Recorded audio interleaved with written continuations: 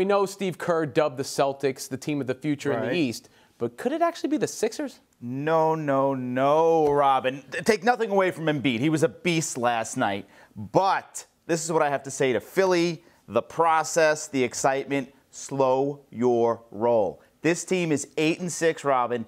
They have played nobody. 2 of those wins out of 8 have come against winning teams. The combined record, Robin, of their other 6 wins is 29-59. That's the record of those teams, the bottom dwellers of the NBA. I think that we're going to see what this team's made of the next couple weeks. Next 7 games, 6 of them against winning teams. You've got the Warriors in the mix. You've got the Celtics in the mix. Portland, the Wizards. Bunch of good teams on the schedule.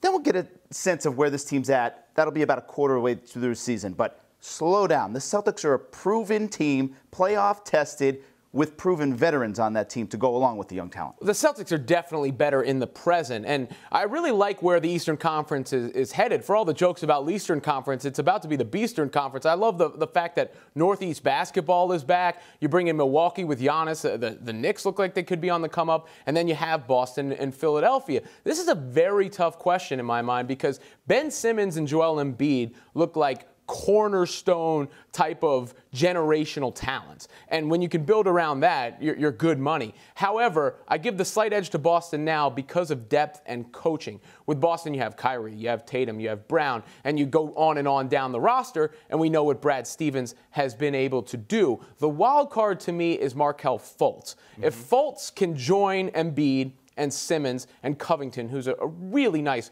role player, I think, on a good team, then the Sixers could be right in that mix. But the future's looking good for both those squads. Yeah, I agree. Down the road, a couple years, I think the Sixers, the Knicks are showing talent, you said, Giannis and the Bucks.